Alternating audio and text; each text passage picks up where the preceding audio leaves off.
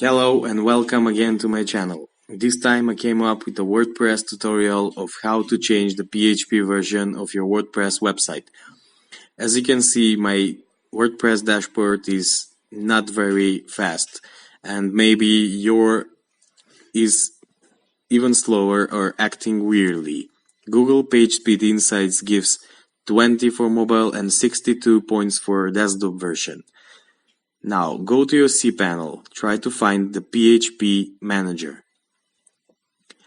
Now try to find your domain name in the list of domain names. Mine has only one. The PHP version used is 5.6, but with the latest versions of WordPress, a newer PHP version will work better. 7.2 PHP version works best with this website. Now let's try the WordPress dashboard. It's a bit faster now. So after this, we are going to try a new score on Google PageSpeed Insights, the speed of the website.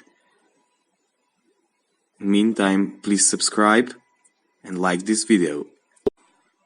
Also, I read all the comments, so if you have any technological problem, WordPress problem, or car problem, please write and I'll try to solve it and record it in a video.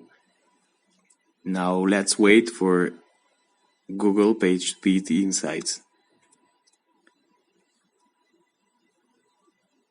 The new PHP version can take some time to change many things in the backend of the website.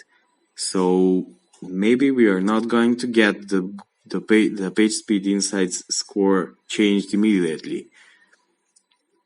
But after a few tries, after 5 to 10 minutes, or maybe a half an hour, you will see a new score here, because latest WordPress versions work better with the newer PHP version.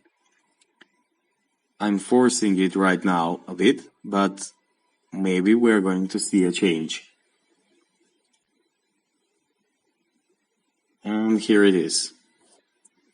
Small change, but it's hard to get. And I trust that after half an hour, there will be more.